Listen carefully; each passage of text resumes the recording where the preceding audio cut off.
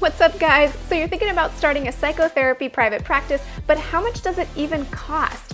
I know from experience that it can often feel like, well, I guess you're just supposed to get started, pay the money, and you'll find out later how much it costs you, but it doesn't have to be that way. In this video, I'm going to break down the cost of starting a part-time psychotherapy private practice and share some tips for how you can save money if you're on a budget.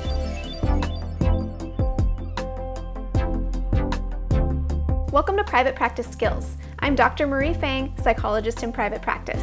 I post videos offering tools I learned the hard way about starting and growing private practice so that you don't have to. Thanks to everyone who voted on Instagram to request this video. If you're not following me on the gram yet, be sure to do so. I have lots of opportunities for you to give me feedback about what type of content appears in these videos. I decided to split this video into a 3-part series: the startup costs of part-time private practice, the startup costs of full-time private practice, and yearly expenses for full-time private practice. Today's video is going to be focusing on the startup costs for part-time private practice because I recommend that if you're interested in starting private practice that you really do start part-time, get your toes wet, save a bunch of money, and see if private practice is right for you before diving in full-time. Keep in mind that costs vary widely depending on where you live and how frugal you're wanting to be as you get started. However, if you go through this checklist of items, you should be able to get a pretty clear idea of how much it'll cost you before you've had to even pay for anything. First, start with your website.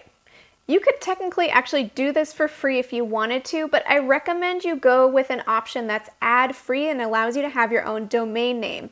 If you build your own website, these kinds of sites can range anywhere from $15 to $35 a month, or you can pay a much higher premium and have somebody else design a website for you. If you're curious about that, I go over that in much more detail in my video about how to build a website. Number 2, unless you're planning on providing exclusively teletherapy services, you're going to need an office in order to practice.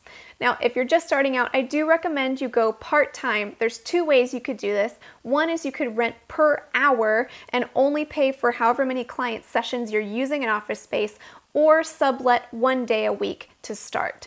So the way it works per hour is if you have a colleague or someone within your networks that's willing to share their space with you, that is the cheapest option and easiest on-ramp.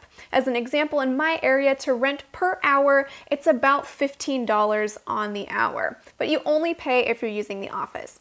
Now, if you sublet 1 day a week, then you know that that space is yours for that full day. And just as an example, to sublet 1 day a week per month, you end up spending about $180, and it goes up from there. Now, that varies widely depending on where you live, so I recommend you check on Craigslist just to get an idea of how much sublets are going in your area. Also, keep in mind that some spaces will still require a security deposit even if you're just subletting. Number 3, liability insurance.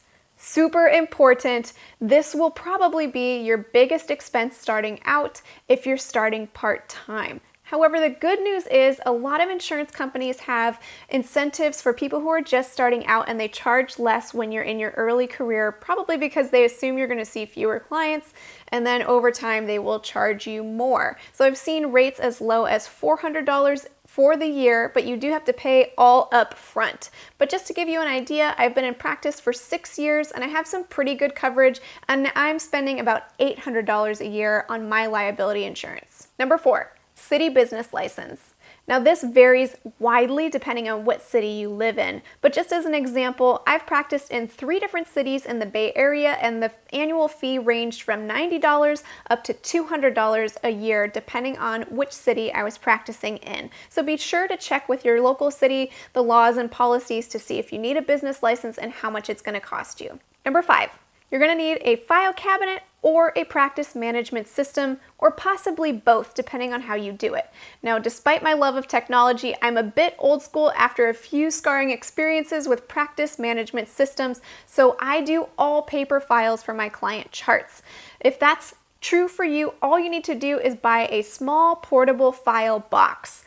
I used a small one for my first couple of years when I was just subletting. It needs to be portable, so just make sure it has a handle, and then of course make sure there's a way for you to lock it in order for you to comply with all of the HIPAA laws. I'll link to the one that I used early on. It was under $20 and I bought a lock from the dollar store, so this doesn't have to break the bank. Now if you go with a practice management system, it's going to cost you a bit more money, but then you can do all of your charts online.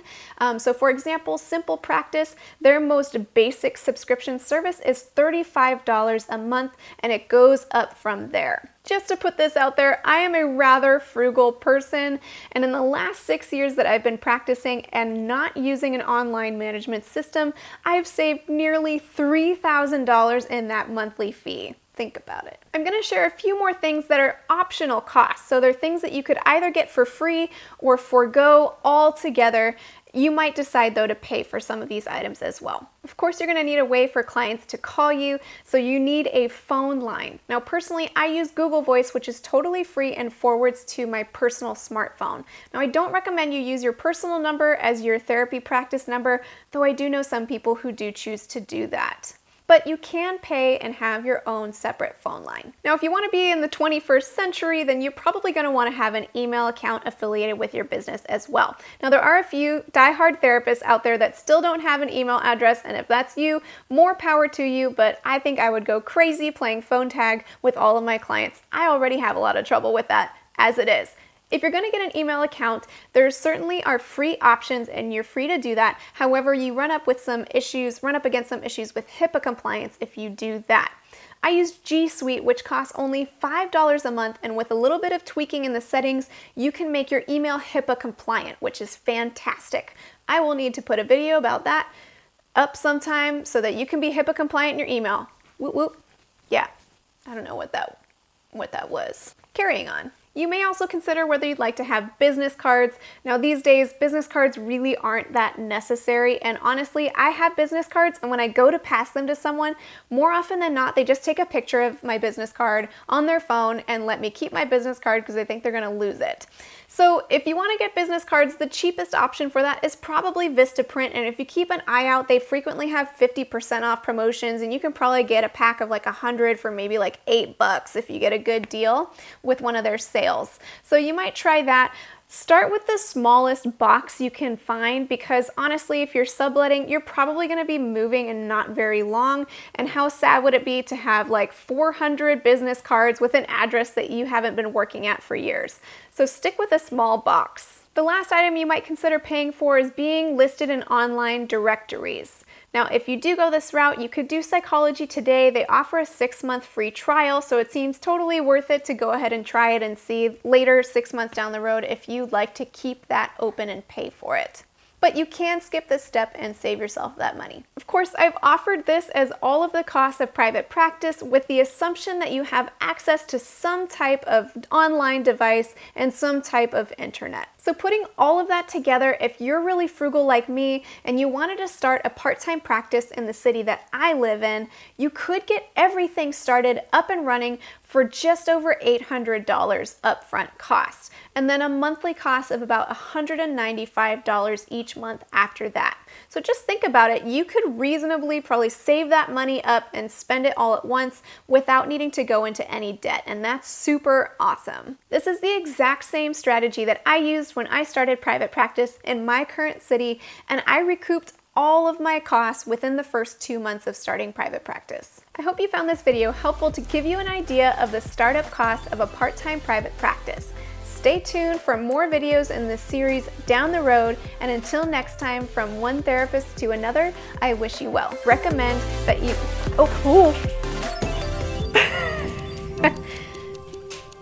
My cat tried to attack a squirrel that's on the fence, which is outside. There's a window in between, and my dog is